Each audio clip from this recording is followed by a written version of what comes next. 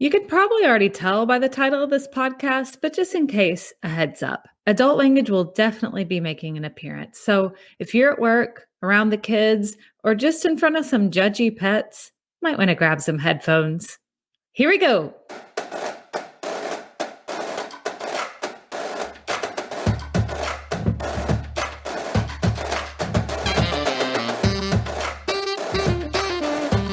Hey, it's Leslie, and welcome to My Effing Desk, episode 1. I cannot think of a better first guest to have than Elly Lonon. I met Elly a couple years ago at the Irma Bombeck writing workshop, humor writer conference they have every couple years in Irma's hometown of Dayton, Ohio. They actually just finished up the 2020 virtual version this past week, and it was a lot of fun. Not quite the same, of course, as in person, but still so many great people to meet and connect with. So when I met Elly there at Irma, she was promoting her new book that was just about to come out, Amongst the Liberal Elite. You'll hear us talking about it in the interview. And she's just one of those people that everyone in the room is drawn to her when she comes in. She is funny and smart and quirky and just a blast to be around. We had a lot of fun in this interview, and we also got a little bit deep talking about celebrating failure and getting through that stage of creation where you just have to slog through the crap before you can get to something really amazing. We talked about tending fires, both literal and figurative, and a little bit of advice for people who don't really feel like they can create right now. Elly Lonon is an author and an illustrator, and her work's been featured in the Washington Post, New York Times, McSweeney's, and O Magazine. Her first book, which I just mentioned, Amongst the Liberal Elite, is a graphic novel that she did with illustrator Joan Riley, and it's actually currently in its second printing. Amongst the Liberal Elite is based on Elly's successful McSweeney's column, and it is about this couple, Alex and Michael. They're romantic partners, and they decide to use their tax refund to reconnect with their fellow Americans on a cross-country road trip to better understand how Trump won the election in 2016. So if you're a fan of shows like Portlandia, Parks and Rec, Samantha Bee, or Last Week Tonight with John Oliver, you will love this book and these characters, and you may even see a little bit of yourself in them. Quick note before we dive in, Elly and I recorded this interview before the election, and this episode is actually going to come out the day after the 2020 election. So future people, you know how it all turned out. Us here in the past, we're still waiting nervously. All right, without further ado, please welcome to My Effing Desk, Elly Lonon.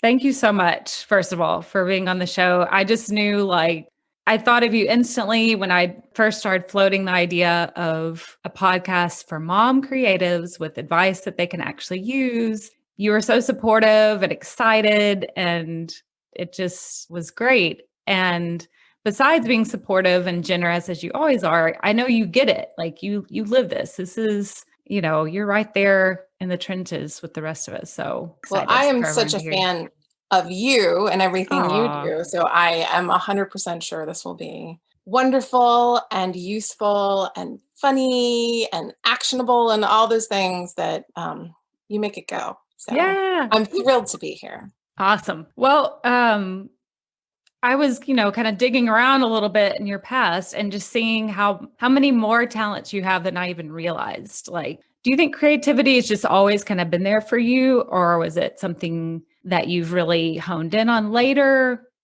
My mom was a potter when I was a child. She had a pottery studio. My middle brother is a sculptor and a painter, and he studied art in undergrad and graduate school.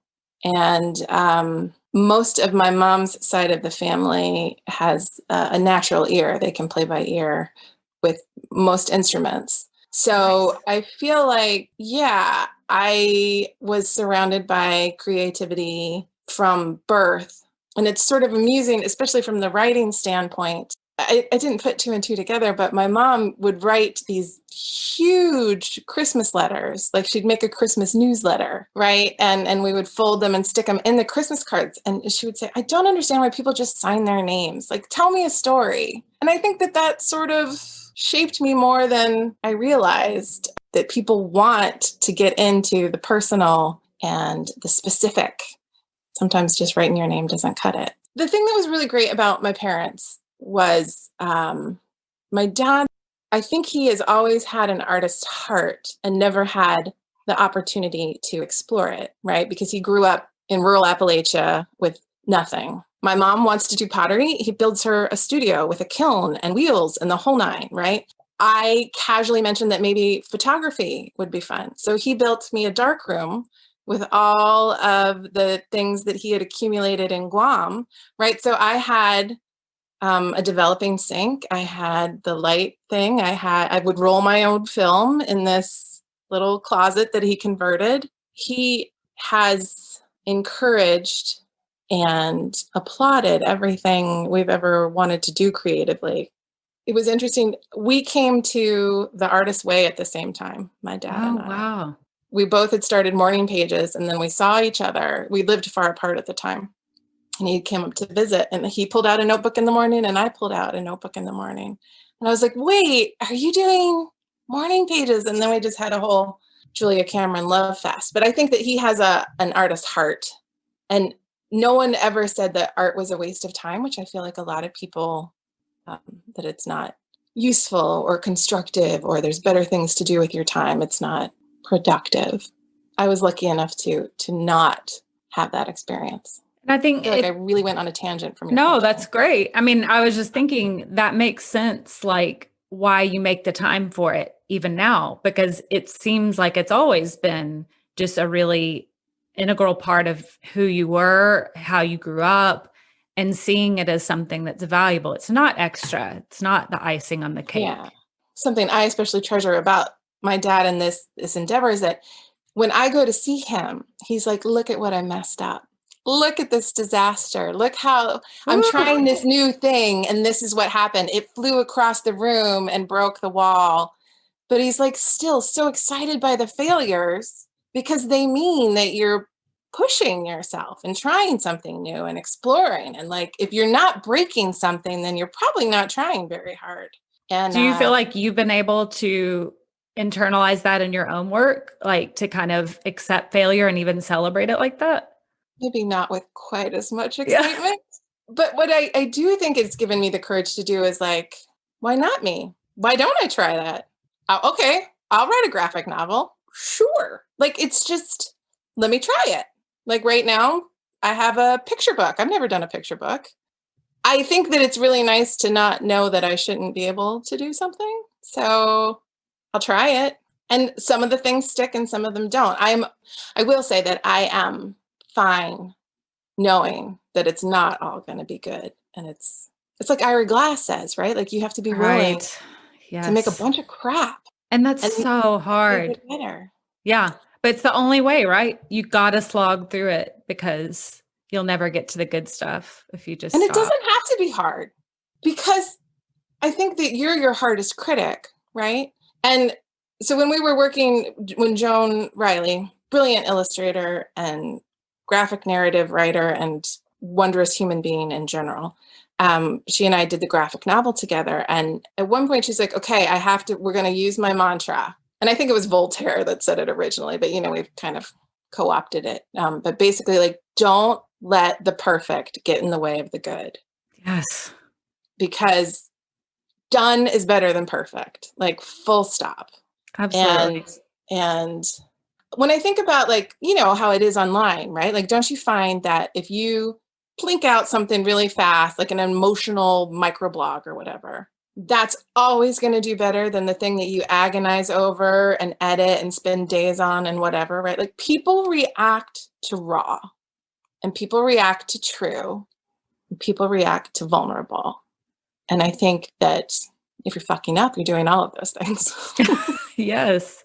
Yeah, there's something to that for sure, because it never fails. The things that I write and almost am like, well, this has been kind of in the back of my head. I'll just throw it out there. I think it's, not the best thing, but whatever. And it'll be have the most interactions, the most likes, the most shares, everything, genuine, heartfelt comments than something that I've been torturing for weeks or just, put some more effort into. Maybe one day I'll learn that lesson, but I do think that though, that again, it comes back around to, right, like the fact that you practice anguishing over something and polishing something and word choice and etc. hones your craft so that when you zip off a thing, it's not a train wreck. yeah, that's true. It all is kind of fuel for the fire, I guess. It all gets used somehow. I do believe that every misstep is still forward. Mm-hmm. Mm-hmm. It all culminates. Like when I was a kid, I wanted to do creative for advertising. Like I wanted to do the art for advertising campaign. And somehow I got talked out of that. I think my mom was like, that's just not as practical as it could be. So I ended up getting an accounting degree, which asks me how many years I spent as an accountant. I'm like the one person with a business degree walking around going, I wish I'd done liberal arts.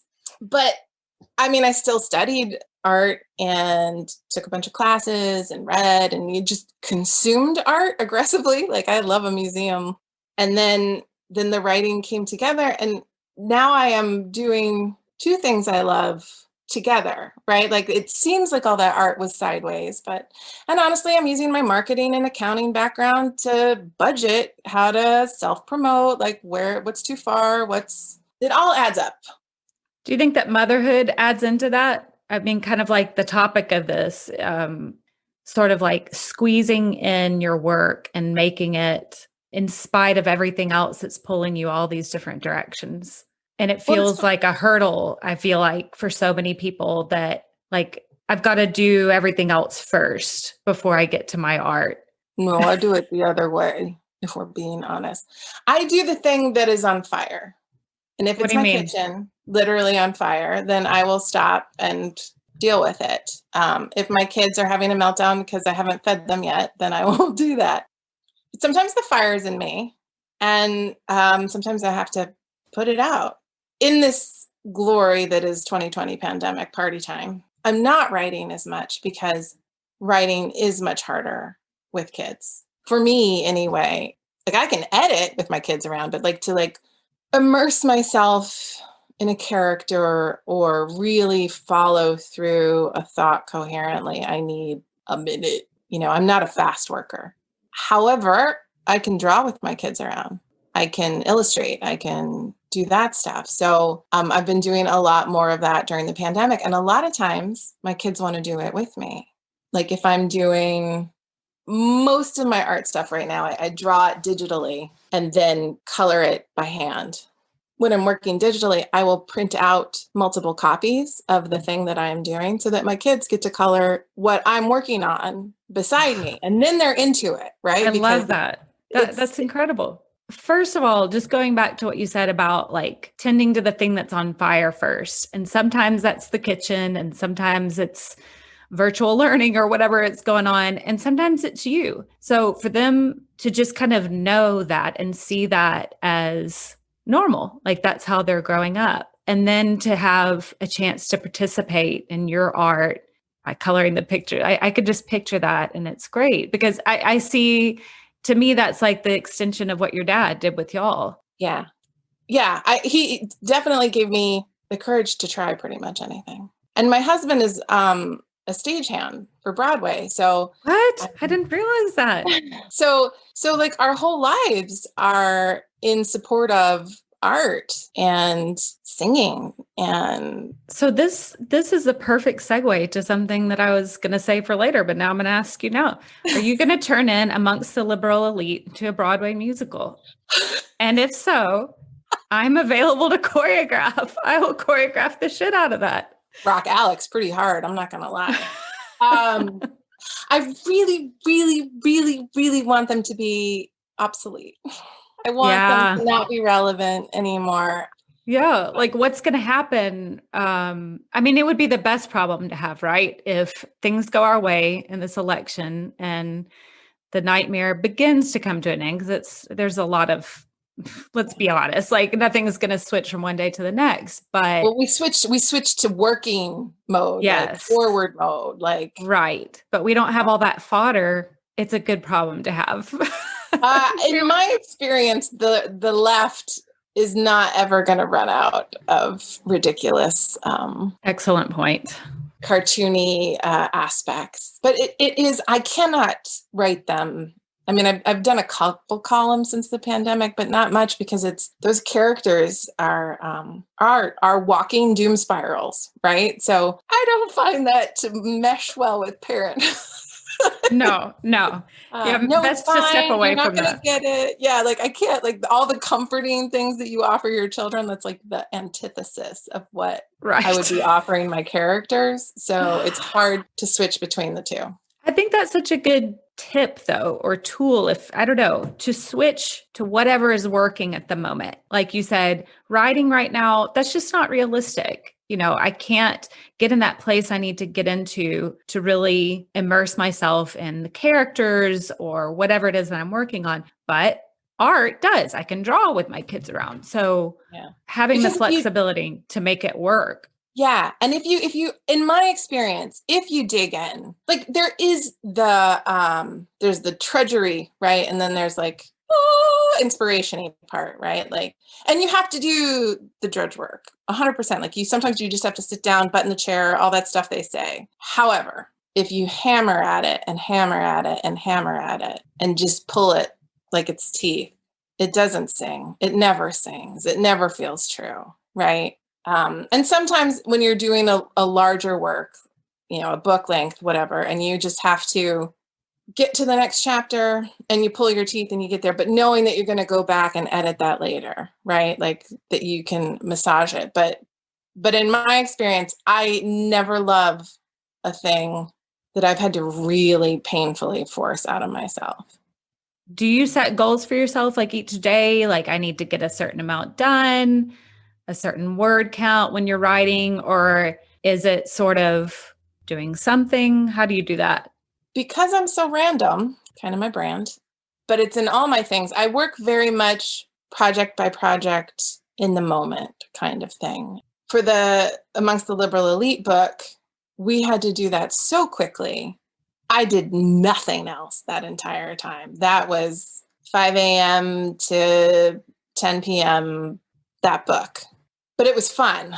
So that was doable. Like, writing's so solitary, but to Henry Ford, that book with less racism, we had, there were 4 of us working on it simultaneously. So it didn't feel as heavy a load with 4 people carrying it. But I am the queen of my own deadline. I tend to be pretty ambitious in my personal deadlines. But the bonus is if I mess them up, then I'm the only one who knows. So kind of switching gears a little bit, your ukulele piece that you did just earlier this month for the Washington Post. The graphic one. The graphic one. So can you share with anyone who may not have seen that? And I'm going to put a link in the show notes, but kind of share the gist of what that piece was about.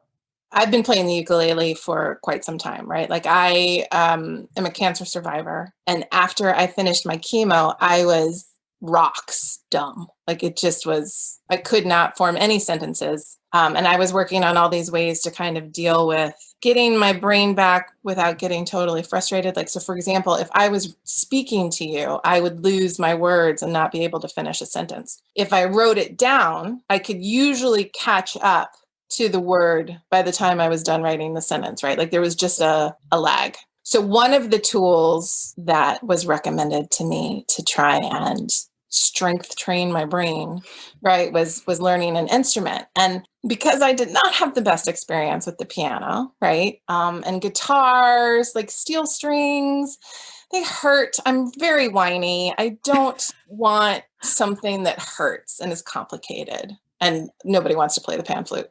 So I ended up with the ukulele. I don't even remember what just struck my mind. Anyway, I'm off track again because that's how I roll.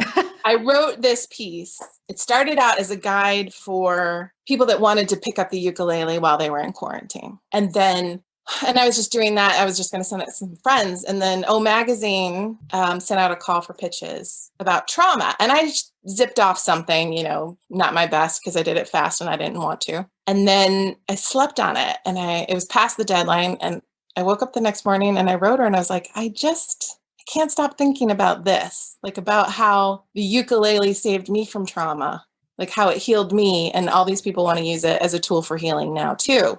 Of course, I don't know if you read O Magazine, but you do not see a lot of graphic narratives in there. No, not at all. We tried to make it work.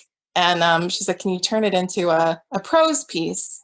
And I considered it. But I think sometimes it's okay to do the thing that you want to do instead of the thing that is what other people want. Even if it's for O Magazine? Well, O Magazine, they ended up passing because I wanted to keep the images. I got too invested in them. It had become something else. Yeah. It became, it's a personal essay with a little bit of actionable, practical knowledge, not unlike this podcast. That's right. So anyway, I shopped it around, and I was really just about to give up on it and put it on Medium and hope that something happened, right? You know how sometimes they'll find things and give them extra love. But then I landed that piece. I did a illustrated humor piece with another writer, Ira Glass, who's amazing. When that piece got published, then I got into the Washington Post network, the talent network. So then I was able to, I was like, one last Hail Mary, I'll just send it to the health and wellness. And they wrote back immediately and were like, yes, please. Amazing. There's another lesson for you. Like, it's the perseverance, I guess. What do you think you would tell someone who just feels like kind of stuck because of all the craziness, the pandemic, the election, just 2020, like that feels like they just can't do the normal things that normally feed them creatively? Well, it's not normal times, and I don't think any normal solution is going to work, period. Try something different. Turn it upside down.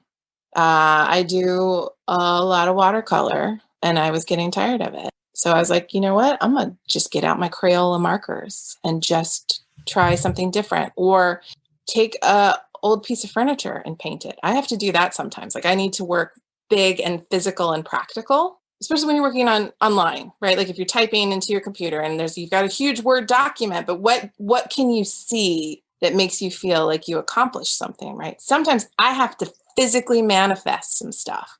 Like, I need to refinish a piece of furniture, build a bookcase, rip out a garden. I need to see my labor tangibly manifested somehow. Maybe it's just reorganizing your bookshelf, but all of it feeds, I think, your creative well. I think that there's inspiration everywhere, but it is also okay to not take it. Like, I think that if you're not making anything right now, and there is no fire in you telling you that you need to make something right now, don't make anything right now. Watch Schitt's Creek. Right.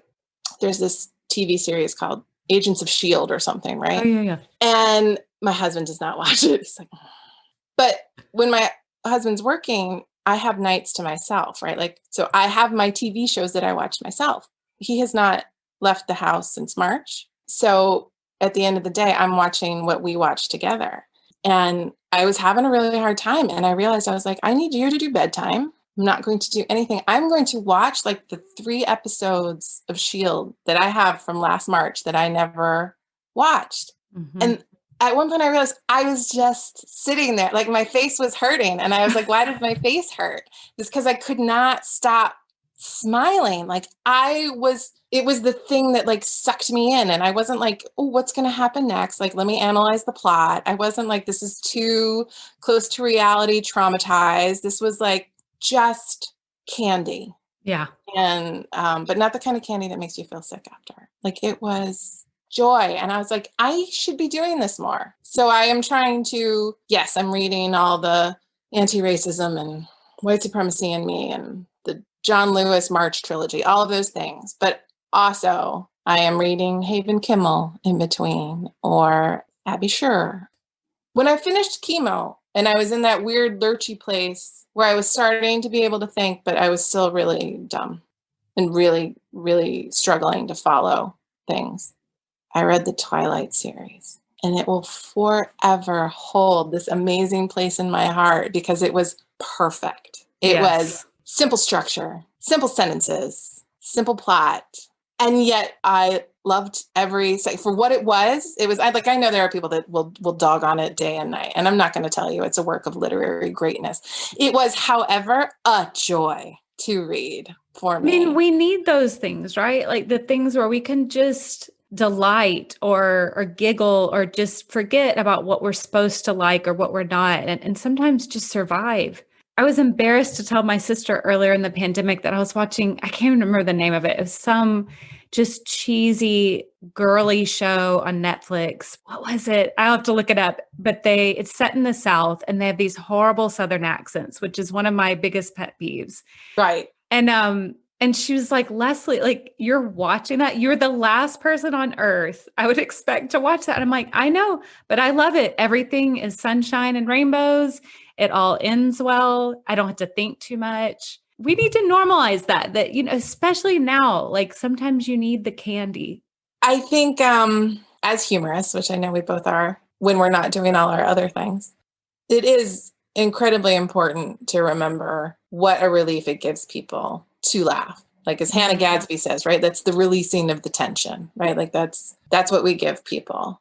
It's really uniquely hard in this time, though. I find that if I am not doing satire, like if it does not have a political bent, I feel guilty that I am writing something else.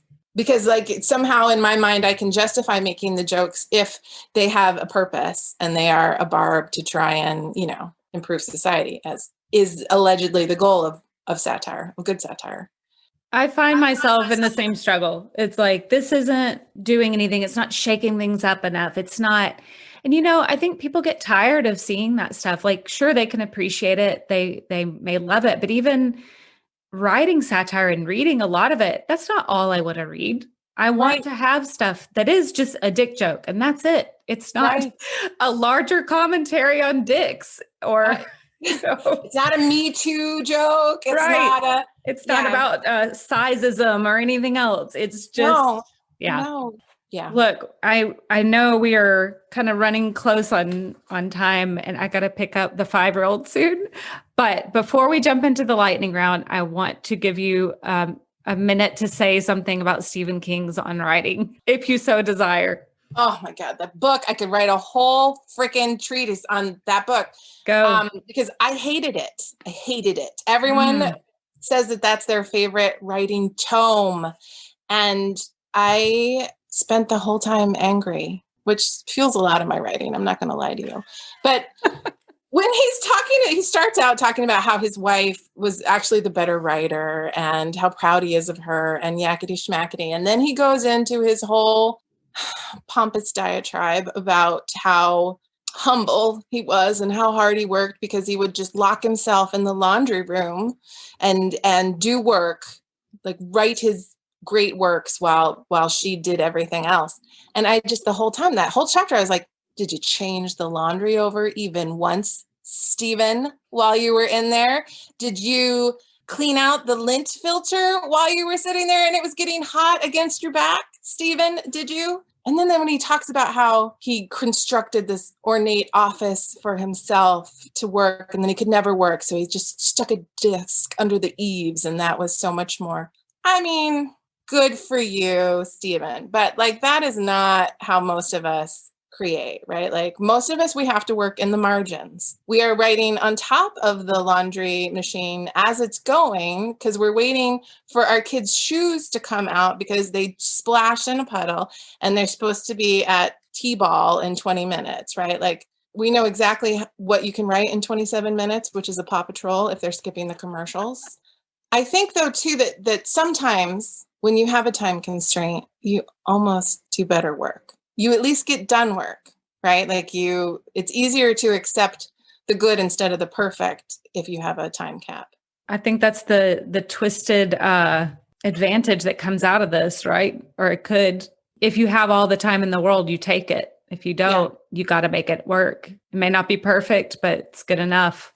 Amen. And if you're going to read a book about writing, choose anything else but on writing. I liked parts of it, but I'm with you because, I mean, that's why I wanted to start this. I got so tired of hearing so many things just like that we're so tone deaf and so dismissive of what women have to deal with. And being how I am, I would hear those things and not see through it and think, oh, but what about his wife? I would think I need to work harder. I am not focused enough. And only recently I've started like seeing so much of this advice and hearing it through a filter and kind of looking behind it and thinking, yeah, what's your wife doing, dude?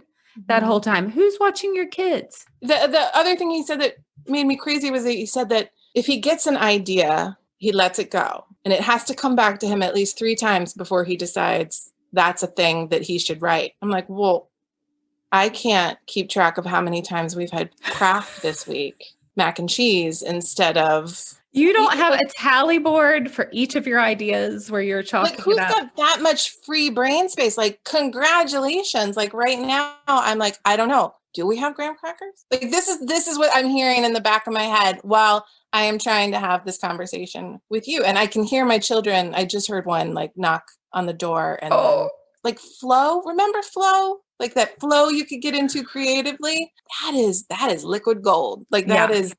And if you have a whole office where you can do that from 9 to 5, bully for you. That is a lot of discipline to keep your butt in that chair that long. I am so jealous that you have the opportunity to have that kind of discipline. Yeah. It's just not available to most people.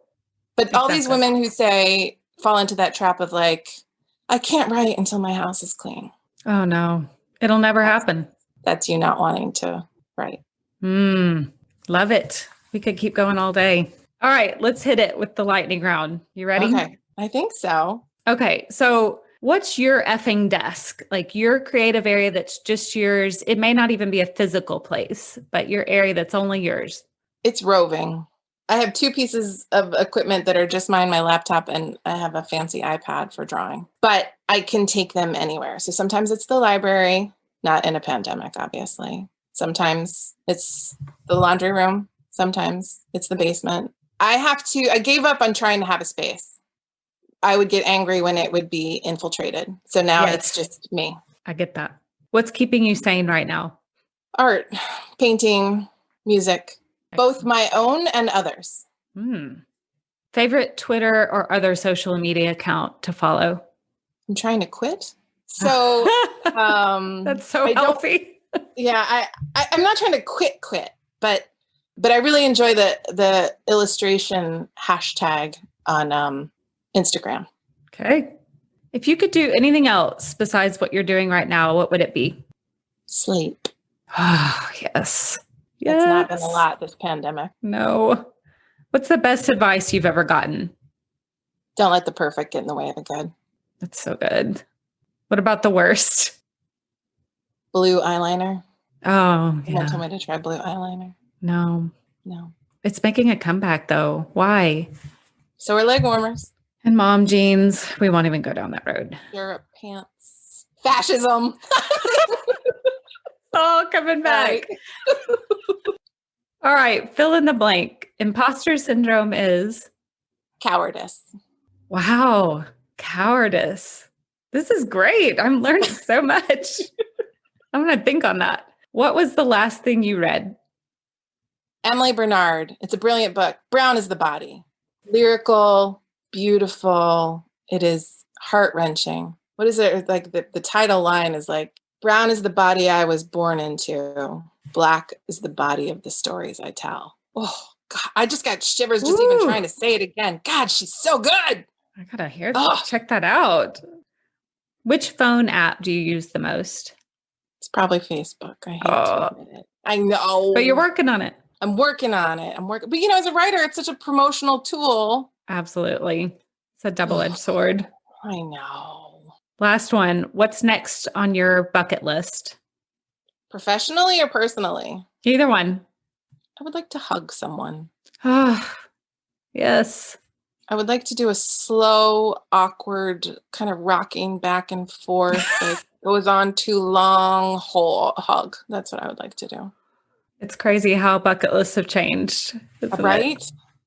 Well, thank you so much. I really appreciate your humor and your inspiration and your knowledge and just your general awesomeness. So I appreciate you and all that you do for kids and for creatives and Avita. And I have been thinking of you a lot recently with despots on balconies, but I am a huge fan of you and I am honored to do this with you. So thank you so much for thinking of me. don't let the perfect get in the way of the good. Can someone please tattoo that on my forehead? I think we all need to hear that every once in a while, or maybe more than just once in a while. I'll put a link in the show notes for where you can find Amongst the Liberal Elite, as well as Elly's contact information. You can find her at ellylonon.com. That's Lonon. She's also on Facebook at Elly Lonon Writer and on Twitter at Elly Lonon. That's it for My Effing Desk for now. Hey, if you enjoyed the show, do me a favor. Go give it a quick rating and a review wherever it is that you download your podcast. That helps it bump up in the listings and help more people find the podcast. Thanks a lot. I appreciate it. You can also like us on Facebook or Instagram at My Effing Desk Podcast and on Twitter at My Effing Desk Pod. I love getting to say so many Fs. We'll see you next time. And until then, go shake some shit up.